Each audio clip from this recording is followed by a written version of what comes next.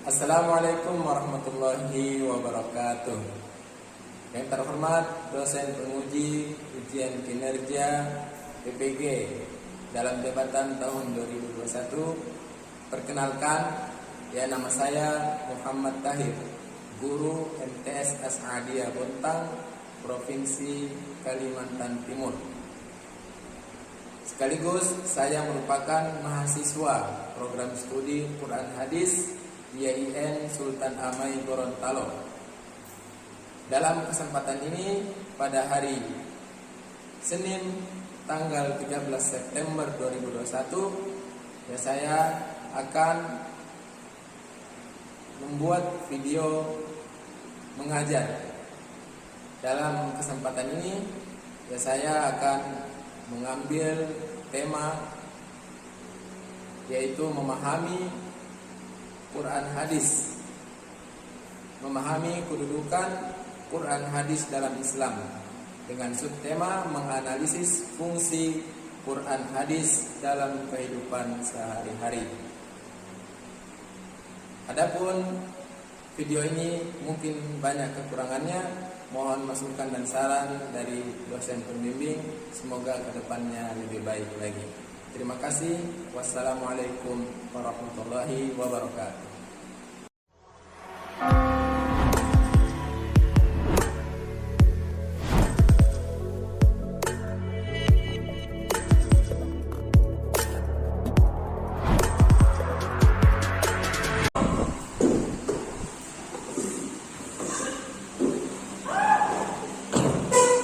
Siap, ucapkan salam. Assalamualaikum warahmatullahi wabarakatuh. Waalaikumsalam warahmatullahi wabarakatuh. Apa kabar anak-anak sekalian? Baik. Sehat? Sehat. Alhamdulillah. Sebelum kita mulai pembelajaran, Bapak akan mengabsen anak sekalian ya. Hadir semua? Hadir. Tapi kayaknya ini ada yang kosong nih. Siapa yang masuk nih? Akbar. Akbar. Bukan dia. Kenapa Akbar? Makan. Ya, makan. Pada mana pada? Alfa. Pada. Aidil mana Aidil? Pada mana? Kanan. Ansar. Oh ya. Dewi Ansar. Oke, anak sekalian, dirahmati Allah Subhanahu wa taala. Ya, sebelum Bapak memulai pembelajaran, mohon anak sekalian perbaiki tempat duduknya. Tempat duduknya dirapikan. Kemudian stang gayanya itu gayanya ya. Tunjukkan bahwasanya kalian adalah siswa yang baik ya. Oke, anak-anak sekalian, terima Allah Subhanahu wa taala. Ada beberapa hal yang ingin Bapak sampaikan sebelum Bapak mulai terkait dengan kedisiplinan. Kita kan baru mulai pembelajaran kembali semenjak masa pandemi. Maka anak sekalian, Bapak harapkan mungkin tolong rambutnya diperbaiki, dirapikan kembali dengan potongan anak sekolah, tidak di cat merah. Itu pun juga di warsha, mohon rambutnya diperbaiki. Tolong Ansar berkait dengan Ansar. Hobinya. Jadi, ya tolong ikuti pembelajaran dengan baik. Nah, sekarang hormati Allah Subhanahu wa taala. Pada pekan yang sebelumnya kita telah menjelaskan fungsi hadis dan fungsi Al-Quran dan juga fungsi hadis. Ada yang masih ingat fungsi Al-Quran? Ada yang masih ingat? Ayo, bisa angkat tangan yang masih ingat. Kalau tidak ada, bisa saya bapak tanya. Coba Adriansyah, fungsi Al-Quran. Fungsi Al-Quran. Sama lembaga orang Islam tahulah apa fungsi Al-Quran. Ayo, sebutkan satu dong. Ya, Irwansyah. Membawa ke surga. Membawa ke surga. Berarti fungsi Al-Quran di situ sebagai apa? Pedoman. Pedoman, betul? Tunjuk, mantap. Oke. Kemarin juga kita sebutkan fungsi hadis. Ada yang masih ingat fungsi hadis? Ya, semua angkat tangan. Saya tahu aja. Coba tadi ingat fungsi hadis? Mana lagi? Oke. Tenang sekalian. Mohon jangan pembelajaran yang lalu itu dilupakan. Oke. Kita masuk ke pembelajaran kita. Sebelum Bapak lanjutkan, ya Bapak ingin memberikan sedikit pengarahan tentang model pembelajaran kita, yaitu problem based learning, yaitu pembelajaran berbasis masalah. Nah, jadi Bapak akan memberikan sebuah video masalah di sini. Nah, nanti anak-anakku sekalian yang berupaya memberikan solusi atas masalah tersebut sesuai dengan materi yang akan kita pelajari di sini. Ya, oke. Ini adalah salah satu video masalah yang Bapak. Kalian bisa perhatikan ya.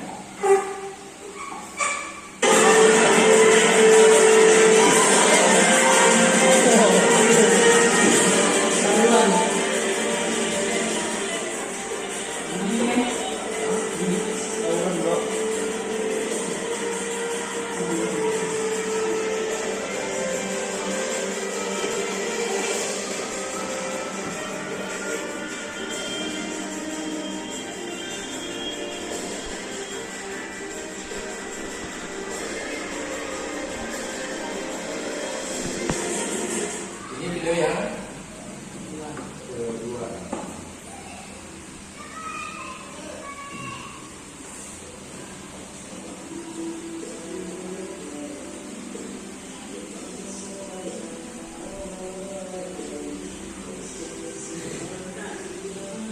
Sekarang suaranya benar.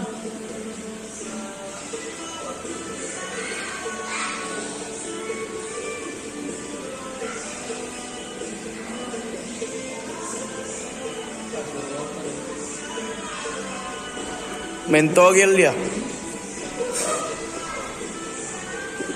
Penyembah bukan penyembah.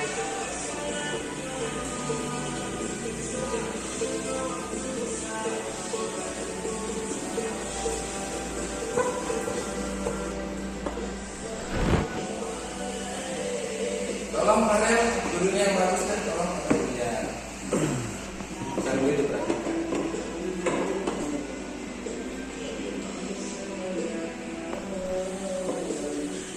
Cukup ya. Intinya tadi ada seseorang yang menyembah pohon, dia berdoa di pohon, meminta pada pohon. Oke, anak sekalian, rahmati Allah Subhanahu wa taala. Nah, itu adalah dua video tadi yang menjadi permasalahan kita pada pagi hari ini. Ada tawuran dan juga ada Penyembah. orang yang Nyembah. dia, meminta doa atau meminta Nyembah. di pohon, pada pohon, ya kan? Sama nyembah itu. Menyembah itu beribadah, dia beribadah di situ, dia meminta doa di situ. Apa solusinya bagi kita semua? Nah, itulah yang akan kita selesaikan pada pembelajaran kali ini. Nah, untuk menyelesaikan suatu masalah, pasti anak sekalian butuh ilmunya ya kan? Butuh pengetahuannya untuk menyelesaikan masalah tersebut. Oke, sekarang kita perhatikan ini. Nah, ini materinya anak sekalian. Nah, jadi materi kita pada hari ini berkaitan memahami kedudukan dan fungsi Al-Quran hadis dalam Islam. Apa tujuan pembelajaran? Apa tujuan yang ingin kita capai? Tolong ditegakkan ya. Iya. Serius tapi santai. Insya Allah nanti Bapak akan berikan permainan. jadi tolong tetap fokus ke sini, nanti kita ada webinar. Nah, apa sih tujuan pembelajaran ya, setelah menyelesaikan pembelajaran ini? Apa sih yang ingin dicapai? Yang ingin dicapai adalah peserta didik mampu menganalisis fungsi Al-Quran hadis dalam kehidupan sehari-hari. Nah, di sini Bapak akan mengingatkan kembali fungsi hadis, fungsi Al-Quran dan fungsi hadis. Nah, anak sekalian coba silakan diperhatikan dulu sebelum Bapak jelaskan sedikit. Silakan diperhatikan ya. Bapak ulang sedikit.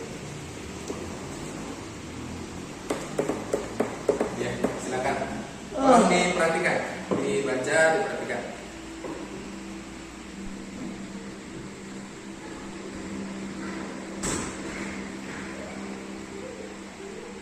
Nanti permainannya berkaitan dengan ini. Nah, jadi tolong di anakku sekalian, Bapak akan menjelaskan sedikit kembali tentang fungsi Al-Quran dan hadis. Fungsi Al-Quran dalam Islam yang pertama itu, ingat, sebagai sumber ajaran dan hukum Islam yang utama.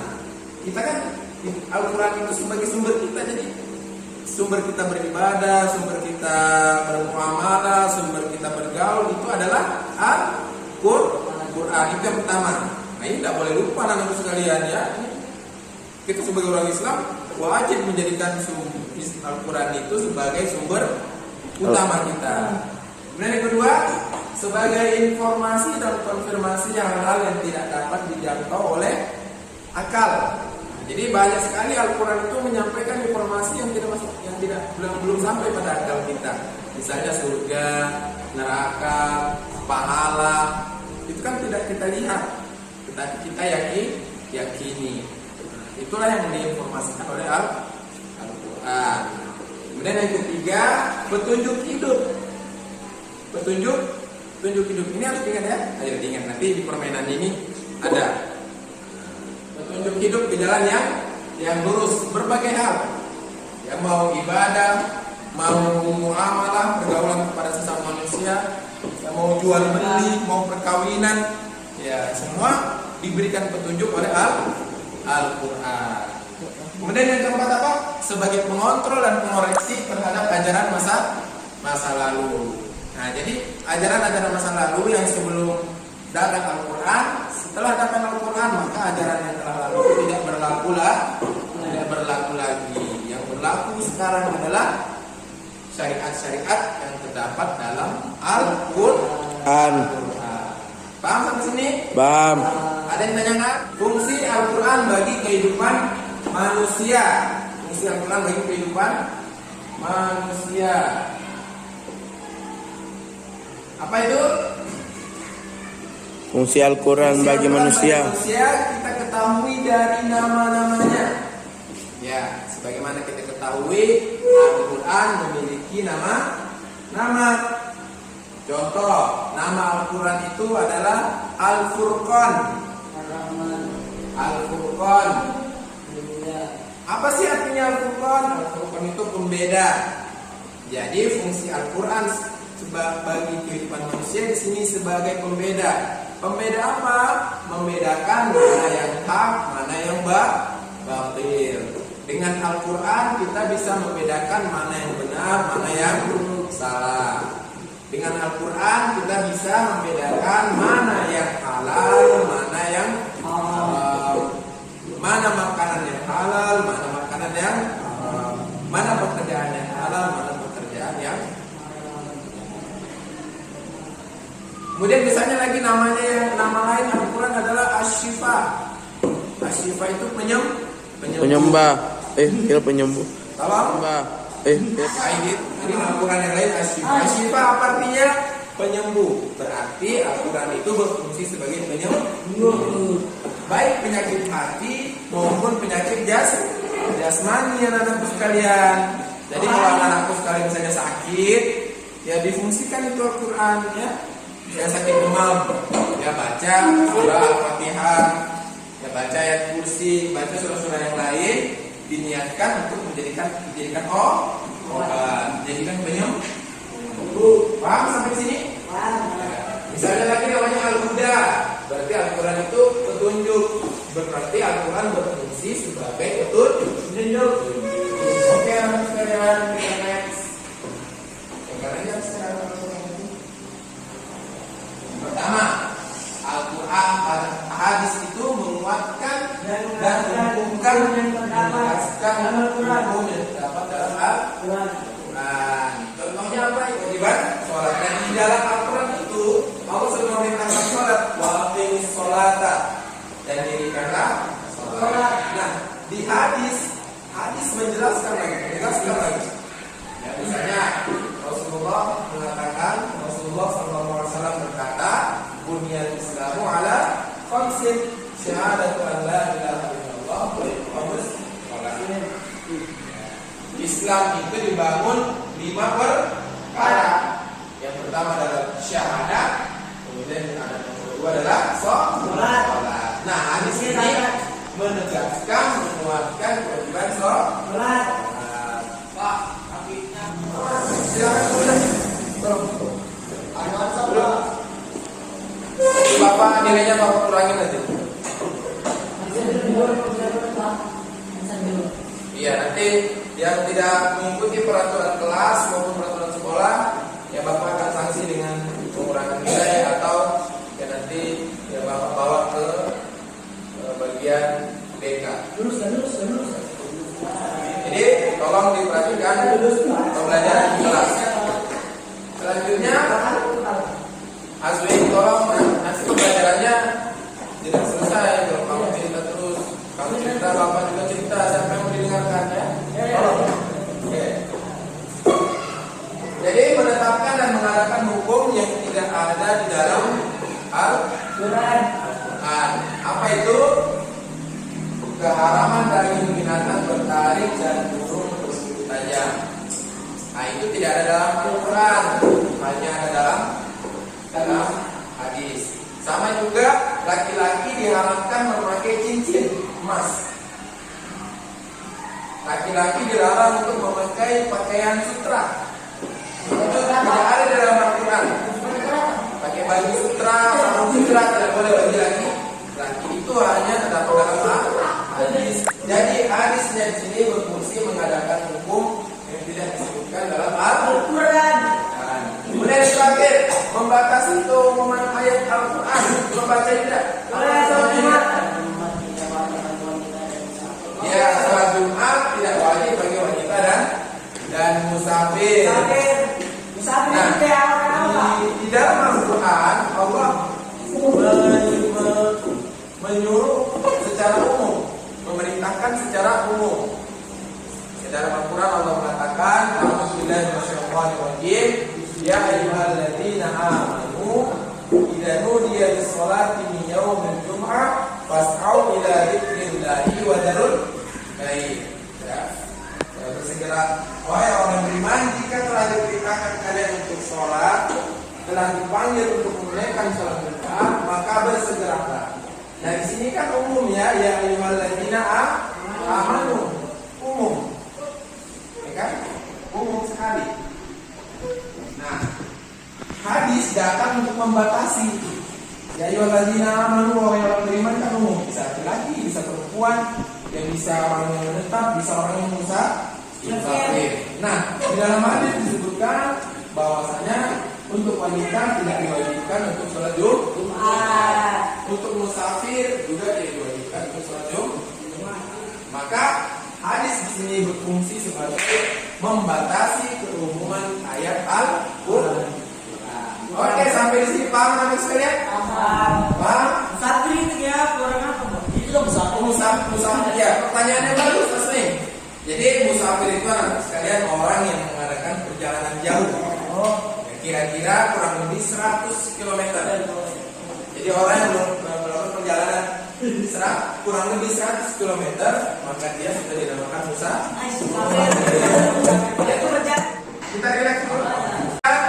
Bapak akan sedikit mengadakan permainan. Babak utamanya adalah merebutkan ini ya. Nah, lumayan nih ada top, ada roti.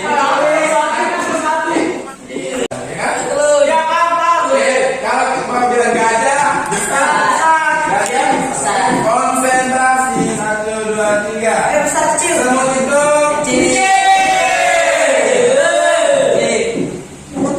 Ini aja cukup 3 nih. Yang mana Rayon? Berhenti.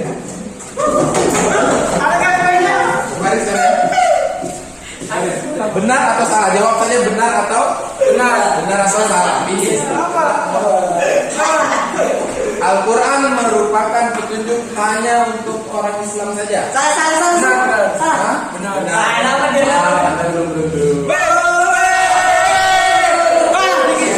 atau salah? Salah. Hadis menjelaskan apa yang ada di dalam Al-Quran. Salah. Benar. Hadis berfungsi menjelaskan apa yang ada di dalam Al-Quran. Benar. Benar atau salah? Benar. Benar. Oke, silakan. Oke, saudara sekalian, apa? Ya. Benar atau salah? Ya. Hadis berfungsi sebagai penjelas dari Al-Quran. Salah. Benar. Benar atau salah? Benar. Benar. Saya silakan dulu. Benar. Benar. Hadis berfungsi penjelasan dari Benar. Benar. Benar. Oke, silakan yang mana? Bilang benar. Sudah. Hadis selain sebagai penjelas, dia juga menggantikan Al-Quran. Benar atau salah? Salah. Hadis Salah. 2, Salah. 3. Salah. Anak sekalian rahmati Allah Subhanahu wa taala. Yang selanjutnya ini Bapak ada lembar kerja peserta didik. Kalian kerjakan kelompok. Di sini pertama carilah 10 peristiwa yang hukumnya telah ada atau belum ada di dalam Al-Quran maupun hadis. Kemudian yang kedua, selanjutnya tulislah hasil pencarianmu dalam tabel tersebut. Kemudian setiap kelompok mempresentasikan hasil pencarian di depan kelas. Nah, jadi Bapak bagi kelompoknya, setiap kelompok tolong kerjakan ini. Ya, bisa menggunakan HP, di browsing, ya apa-apa saja yang ada dalam Al-Quran. Ya, kemudian kalau tidak ada dalam Al-Quran, misalnya contohnya ya, di sini Bapak contohkan. Ya, di sini Bapak contohkan perintah mengerjakan sholat. Dalam Al-Quran terdapat ya. Misalnya lagi perintah berbuat baik kepada orang tua. Oh, itu terdapat dalam Al-Quran. Dalam hadis juga ada. Itu dicentang ya. Oke. Silakan. Tolong ini 1, 2, 3, 4. Bagi 4 ya. Nah, ini silakan.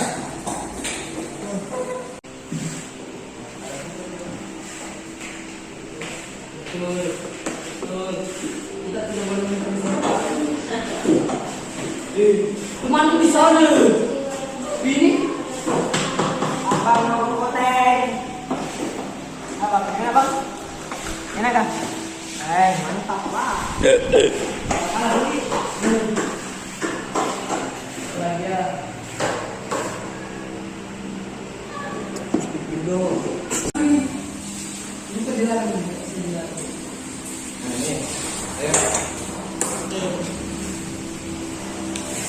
Ya, sambil kalian mengerjakan, ya Bapak akan sambil menilai juga kalian sikapnya ya.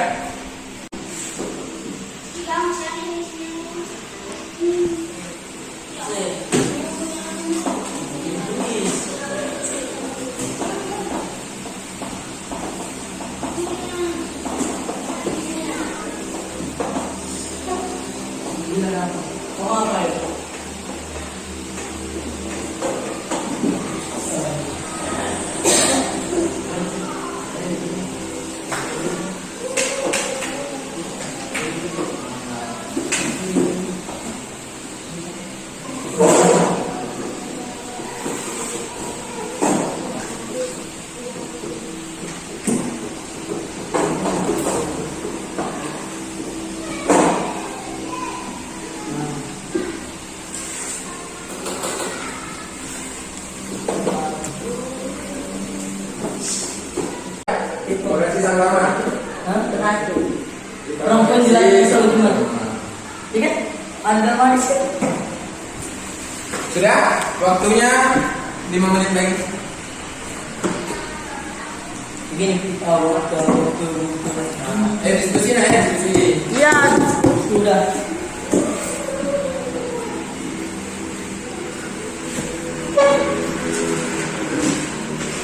Ayo Aldi, kenapa ini? Kenapa masih kosong? Kenapa? Ada kesulitan? Di mana kesulitannya? Apa yang kosong? Nah ini Farel.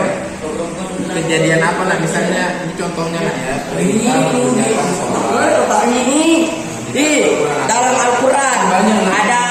Kita lihat kepada Allah Subhanahu Wa Taala. Ya waktu untuk mengerjakan lembar kerja peserta didik telah habis. Maka dari itu, mari kita dengarkan, perhatikan persentase dari salah satu teman kalian ya tentang peristiwa atau kejadian yang berkaitan dengan fungsi Al-Quran dan hadis. Ya silakan dari kelompok pertama saudara Irwansyah. Jogi. Waalaikumsalam warahmatullahi wabarakatuh.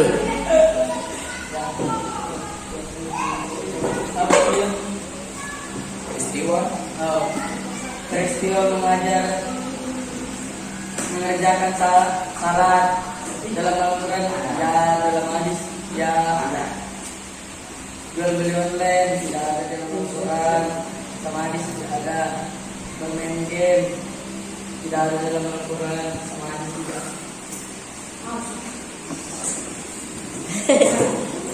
Ya. Silakan ayo. Udah. Lagi semuanya. Memakan makanan yang ada dalam Al-Quran ada, dalam hadis juga ada. Sholat ada dalam Al-Quran, dalam hadis juga ada. Membaca Al-Quran dalam Al-Quran juga ada, dalam hadis juga ada. Bersedekah Mana mau dia? dalam hadis ada. Kita harus tahu nama-nama Al-Quran, dalam Al-Quran ada, dalam hadis ada. Dalam Al-Quran ada, dalam hadis juga ada. Berkelahi dalam Al-Quran ada, dalam hadis juga ada. Perempuan dilarang sholat Jumat dalam Al-Quran ada, dalam hadis ada. Sekian, terima kasih. Ya, setelah kita menyelesaikan LKPD, masuklah kita ke tahap terakhir yaitu tes formatif. Nah, tes formatif ini adalah ujian untuk menilai ya, sejauh mana kemampuan kalian dalam menganalisis fungsi Al-Quran dan hadis dalam kehidupan sehari-hari. Setiap jawaban yang benar bernilai 25. Jadi kalau kalian mengerjakan semua yang benar ini mendapatkan poin 100. Jika salah satu berarti 75. Nah, oke. Dan yang KKM terendahnya adalah 75. Jadi kalian boleh salah satu. Nah, tapi harus benar semua ya. Usahakan benar semua. Oke, siap? Oke. Tolong silakan dikerjakan. Jangan lupa tuliskan namanya. Tulis namanya dengan benar.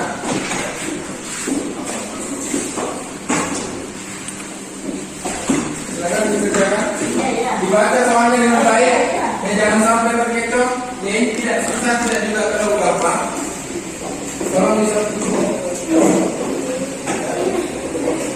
dikerjakan. Waktunya ini cuma 10 menit. Waktunya cuma 10 menit.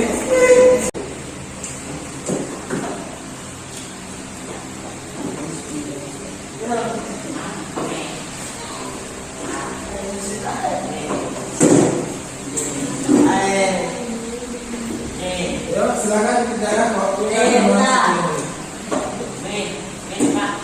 Jika ada yang tidak paham soalnya ditanyakan ya. Apa?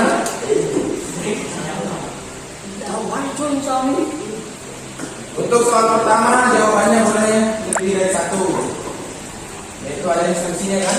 Iya, Al-Quran merupakan petunjukan yang Tuhan Islam. Silakan dikerjakan masing-masing. Apa aku boleh janji kan?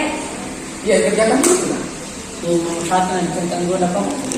Iya, memang pilihannya 2. Bisa 1, bisa 2. Ansar, kerjakan sendiri. Tolong dikerjakan sendiri. Iya, silakan situ. Oh, silang bisa disilang ya. Yang esai tulisnya di bawah.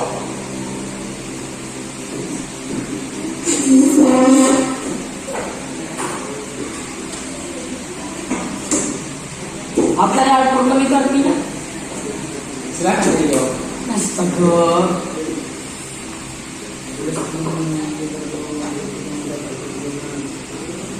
Bina kita jawab ya.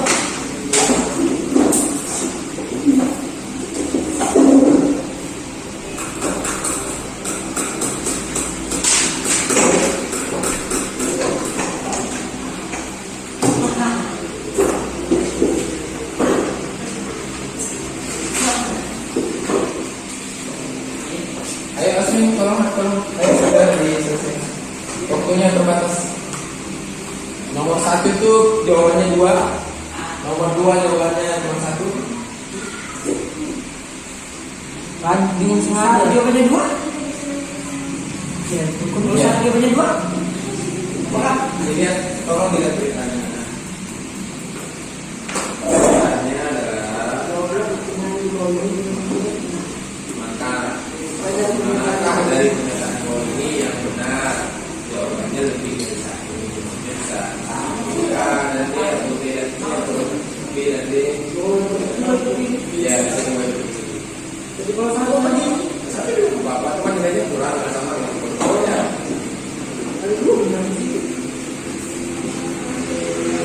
Wah, Kalau ini kan jawabannya di sini. Di sini saya. Tulis ini nomor 3. Ya. Nomor 3 di bawah sini. Haknya ini dulu. Nomor 3 di sini. Nomor 3-nya sini. Ya. Oke. Nomor 3 sini. Nomor 3 sini. Udah pakai HP dong. Masa tes formatif.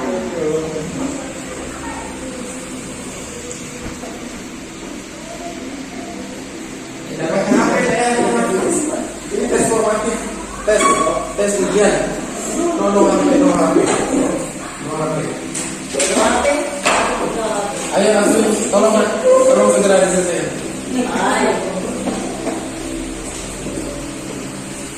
Itu kan ulang gitu. Ulang. Kerjaan ya. 5 menit lagi sih.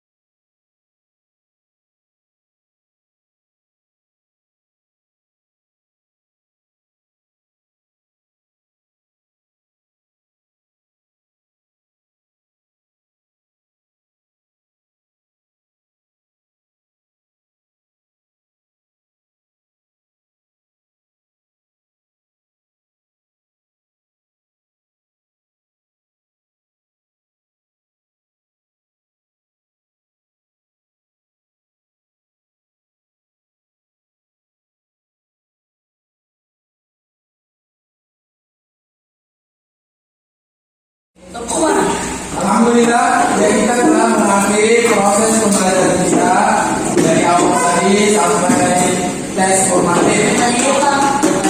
Anak-anak sekalian, rahmati Allah Subhanahu wa taala. Sebelum Bapak mengakhiri, tolong kabar. Ya. Sebelum Bapak mengakhiri pembelajaran ini, ada beberapa hal yang ingin Bapak sampaikan. Yang pertama adalah terima kasih atas kerjasama dari anak-anak sekalian sehingga proses pembelajaran kita bisa berlangsung dengan baik. Yang kedua, anak-anak sekalian, masalah yang tadi ada itu mudah-mudahan anak-anakku sudah bisa bisa menyelesaikan masalah.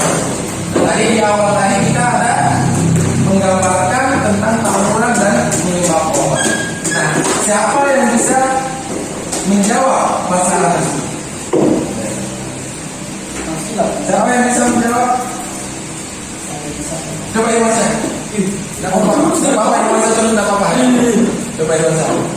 Tidak boleh menyebab pohon. Tidak boleh menyebab pohon. Kan tidak dibolehkan dalam Al-Quran. Karena tidak dibolehkan dalam Al-Quran. Kalau masalah tawuran tadi bagaimana? Pintarnya nanya delay. Mana boleh? Ada yang kabar lagi. Boleh. Mengenalkan diri. Oh, mengenalkan diri itu sudah itu termasuk dalam fungsi Al-Quran atau fungsi hadis? Fungsi hadis. Ya, dilarang saling berkelahi. Ya. Berarti sampai di sini anak-anak sekalian sudah mampu untuk menyelesaikan masalah yang kita berikan. Pintarnya anaknya siapa namanya? Dengan materi fungsi Al-Quran dan hadis. Bapak akan menutup pertemuan kita ini dengan mengajak anak-anak sekalian, mari kita sama-sama menerapkan fungsi Al-Quran dan hadis dalam kehidupan kita sehari-hari. Dari hal-hal yang terkecil, ya misalnya anak sekalian mau makan, maka salah satu fungsi hadis adalah fungsi Al-Quran dan hadis memberikan petunjuk kepada kita kan? Petunjuk untuk kita makan bagaimana? Ya misalnya petunjuk kita makan adalah membaca bismillah menggunakan tangan kanan. Jadi fungsi-fungsi hadis yang kita pelajari, fungsi-fungsi Al-Quran yang kita pelajari tadi, mari kita terapkan dalam kehidupan kita sehari-hari. Bagaimana sekalian, sepakat? Oke, begitu marilah kita tutup bersama-sama kegiatan pembelajaran kita ini dengan sama-sama membacakan doa untuk kedua orang tua kita. Bismillahirrahmanirrahim. Rabbighfirli wa liwalidayya warhamhuma kama rabbayani shaghira. Amin. Rabbana atina fid dunya hasanah wa fil akhirati hasanah wa qina adzabannar. Subhanakallahumma wa bihamdik asyhadu an la ilaha illa anta astaghfiruka wa atubu ilaik. Sampai jumpa di pembelajaran yang selanjutnya.